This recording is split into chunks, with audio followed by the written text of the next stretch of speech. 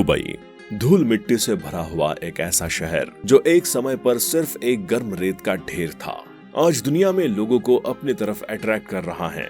कभी अपने unique infrastructure को लेकर तो कभी अपने विजनरी प्लान को लेकर। कल तक पानी की हर एक बूंद को तरसने वाला दुबई आज सालाना 129 बिलियन गैलन वाटर का इस्तेमाल कर रहा है। लेकिन कल तक यूएई के एक नॉर्मल से शहर के नाम से जाने जाने वाले दुबई ने आखिर ये करिश्मा कैसे किया? कैसे एक समय पर नॉर्मल लाइफ सर्वाइवल भी मुश्किल से करने वाला आज दुनिया के सबसे नोटिसेबल कंट्रीज में से एक हो गया है। तो welcome back to the knowledge is everything channel, और अगर आप हमारे चैनल पर नए हैं तो इसे सब्सक्राइब जरूर कर ले, जहां हम आपको बताएंगे दुबई की इस बदलती लाइफस्टाइल और यहाँ के लैविश लुक के पीछे की असली कहानी। तो चलिए वीडियो को शुरू करते हैं। बात करते हैं पर्शियन गल्फ के पास अरेबियन पेनिनसुला में बसे यूएई के शहर दुबई की, जिसे 18th सेंचुरी तक सिर्फ एक फिशिंग विलेज के तौर पर जाना जाता था, आज एक अल्ट्रा मॉडर्न सिटी के तौर पर पहचाना जाने लगा है। Artificial island, luxurious shopping malls, under water zoo जैसे ऐसे कई प्रोजेक्ट्स हैं जिनकी वजह से आज दुबई को एक अलग ही पहचान मिली है।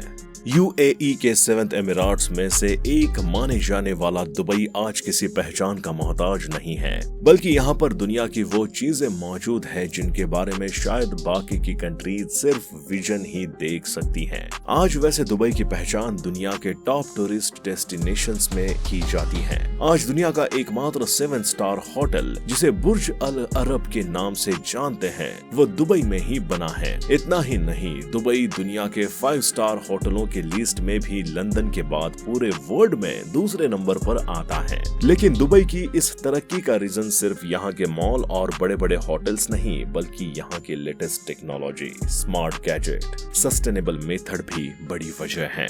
अगर यहाँ के टेक्नोलॉजी की वाइविडनेस के बारे में बात करें तो यहाँ के mega speed highways, driverless transportation facilities, eco friendly building, smart police stations जैसी फैसिलिटीज इस बात की तरफ इशारा करती हैं।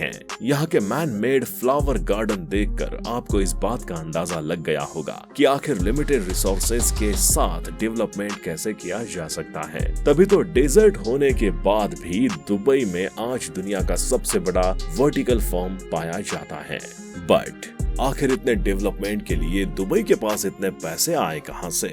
ये अपने आप में एक बहुत बड़ा क्वेश्चन समझ में आता है। तो इसके बारे में ज्यादातर लोगों का ऐसा मानना है कि अरेबियन पेनिनसुला में होने की वजह से जरूर इस पैसे का सोर्स क्रूड ऑयल होगा, लेकिन सच्चाई सिर्फ इतनी सी नहीं है। बल्कि अगर हम कुछ रिपोर्ट्स की माने तो दुबई के एनुअल ट्रेड का सिर्फ 1% हिस्सा ही ऑयल से आता है। यानी आप ये कह सकते हैं कि यहाँ की इकोनॉमी की बैकबोन यहाँ का क्रूड ऑयल नहीं है। अब इसके पीछे की पूरी कहानी को जानने के लिए हम जानते हैं दुबई के कुछ ऐसे किरदारों के बारे में जिनके फ्यूचरिस्टिक विजन ने दुबई को आज इस मुकाम पर पहुंचाया है, क्योंकि उनका मानना ही यही था कि दुबई को जो भी करना चाहिए थोड़ा स्टाइल में करना चाहिए। और दुबई की इस महान शख्सियत का नाम है शेख राशिद बिन सईद अल मखदूम और उनके बेटे शेख मोहम्मद बिन राशिद अल मखदूम का। लेकिन दुबई के लिए इनका कंट्रीब्यूशन जानने से पहले आइए जान लेते हैं जरा दुबई के हिस्ट्री के बारे में। 3000 BC से एग्जिस्टेंस में रहने वाला दुबई ब्रॉन्ज एज से ह्यूमन एग्जिस्टेंस को प्रूव करता है। लेकिन दुबई और बाहरी वर्ल्ड का आपस में कनेक्शन 5th सेंचुरी के बाद ही एस्टेबल हुआ। ओमान और इराक के आसपास के इलाकों में एक कनेक्टिंग रूट के तौर पर ही दुबई की पहचान हुई, जिसे इससे पहले सिर्फ पर्ल और फिशिंग ट्रेडिंग के लिए ही जाना जाता था। 18th सेंचुरी के आते आते ब्रिटिश और पुर्तगालियों के नजर में ये काफी इम्पोर्टेंस रखने लगा, जिसकी वजह से ब्रिटिशर्स ने दुबई में लोकल रूलर्स से अच्छे रिलेशन एस्टेबल करने शुरू किए। दूसरी तरफ दुबई में बानी जैसी लोकल ड्राइव के आने से यहाँ पॉलिटिकल स्टेबिलिटी भी आई। वहीं फ्यूचर में इसी बानी ड्राइव के एक रूलर जिसका नाम मखदूम बिन बट्टी था, उसने नए साम्राज्य को बनाने के लिए कुछ दोस्तों के साथ शिंदगा पेनिनसुला जाने का डिसाइड किया। वहां पर जाकर इन्होंने जिस जगह को बसाया उसी को आज हम आबू धाबी के नाम से जानते हैं, और दुबई में आज भी इन्हीं की डायनेस्टी का राज चलता है। वैसे दुबई धीरे धीरे करके अब आगे बढ़ने लगा था। ऐसे में 1950 के अराउंड में ऑयल सोर्सेज मिलने के बाद यूएई की इकोनॉमी को एक बड़ा बूस्ट मिला और इससे इसे ग्लोबल रिकॉग्निशन भी मिली। यानी अब इनके पास भी एक ऐसा रिसोर्स था जिसकी बदौलत ये अपनी इकोनॉमी को बूस्ट कर सकते थे। लेकिन हाँ, दुबई को ये बात भी काफी जल्दी समझ आ गई कि इकोनॉमी बूस्ट करने के लिए सिर्फ ऑयल पर बहुत समय तक डिपेंड नहीं रह सकते हैं और यहीं से शुरुआत होती है मॉडर्न एंड सस्टेनेबल दुबई की। इस मॉडर्न और वेल डेवलप्ड दुबई की नींव सबसे पहले रखी शेख राशिद बिन सईद अल मखदूम ने। इन्होंने 1958 में दुबई की कमान अपने हाथों में ले ली और लगभग 32 सालों में दुबई को वो बना दिया जिसकी तस्वीर आज हम सबके सामने है। जब इन्होंने दुबई की कमान संभाली थी उस वक्त दुबई कई सारे चैलेंजेस को फेस कर रहा था, स्पेशली इकोनॉमिक क्राइसिस को लेकर। यहाँ तक कि सबसे बड़ी पर्ल और फिशिंग इंडस्ट्री भी पूरी तरह से बर्बाद हो चुकी थी और रेवेन्यू के नाम पर सिर्फ क्रूड ऑयल रह गया था। ऐसे में इन्होंने सबसे पहले दुबई को एक रीजनल ट्रेडिंग हब बनाने का डिसाइड किया, जिसकी वजह से उन्होंने एक एक करके कोस्टल एरियाज में पोर्ट के सही लोकेशन ढूंढने और वहां पर पोर्ट बनाने का काम शुरू किया। इन्होंने पोर्ट को ऐसी जगहों पर बनवाना शुरू किया जहां से ज्यादा रेवेन्यू जनरेट किया जा सके। इतना ही नहीं, इन्होंने वेसल्स और फॉरेन वेसल्स को रिपेयर करने के लिए भी दुबई ड्राई डॉक्स का काम शुरू करवाया, जिसका इन्हें काफी बेनिफिट भी मिला क्योंकि ये ड्राई डॉक पूरे पर्शियन गल्फ का इकलौता रिपेयर यार्ड हुआ करता था। इसके बाद शेख राशिद ने पोर्ट को दुबई के और भी इंटरनल एरियाज से कनेक्ट करने के लिए 1975 में अल शिंदगा टनल को बनवाया। इतना ही नहीं, इन्होंने 1979 में दुबई के इवेंट्स और एग्जीबिशन के लिए स्काई स्क्रैपर बनवाने का डिसाइड किया। अब अगर आप नहीं जानते कि स्काई स्क्रैपर क्या होता है तो इसे आप एक ऐसी ऊंची बिल्डिंग से समझ सकते हैं जिसकी हाइट 490 फीट से ज्यादा हो। इस पहले स्काई स्क्रैपर का नाम दुबई वर्ल्ड ट्रेड सेंटर रखा गया। उस वक्त बना ये स्काई स्क्रैपर अपने समय में एक बेहद मॉडर्न आर्किटेक्चरल बिल्डिंग थी।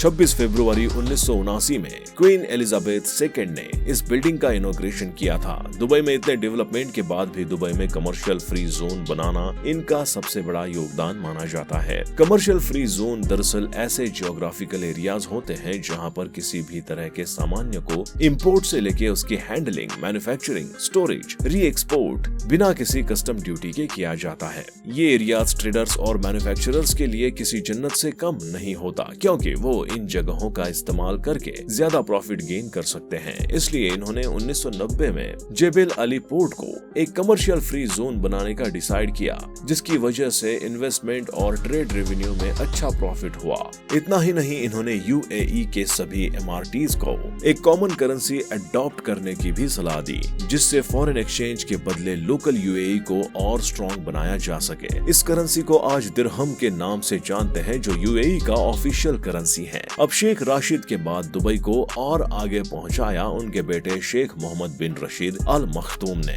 दुबई की गद्दी संभालने से पहले ये ministry of defence and civil aviation के इंचार्ज रह चुके थे। अपने पिता की ही तरह इन्होंने भी ट्रांसपोर्टेशन और कनेक्टिविटी पर ज्यादा ध्यान दिया।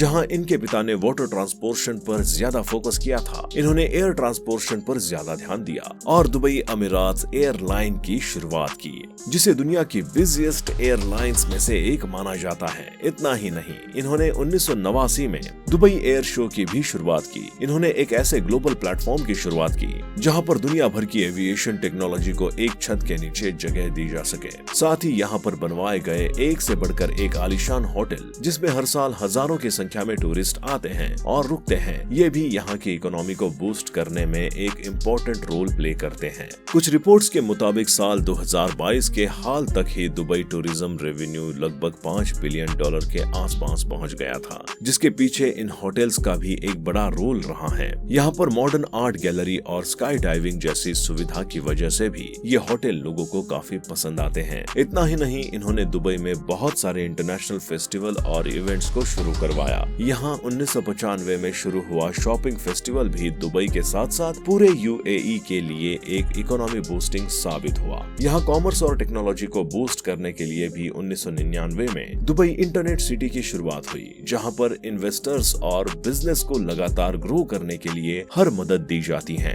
अपने इसी विजनरी सोच और इमेजिनरी कंसेप्ट की वजह से ही इन्होंने आज दुबई को हर किसी की ड्रीम डेस्टिनेशन बना दिया है और हर दिन दुबई और भी डेवलपमेंट की तरफ आगे बढ़ रहा है। फिलहाल दुबई के इस डेवलपमेंट के बारे में आपका क्या कहना है, हमें कमेंट करके जरूर बताएं। साथ ही अगर आपको वीडियो पसंद आई हो तो इसे लाइक करें और हमारे चैनल पर नए हैं तो नॉलेज इज एवरीथिंग को सब्सक्राइब करके बेल आइकन को प्रेस कर लें।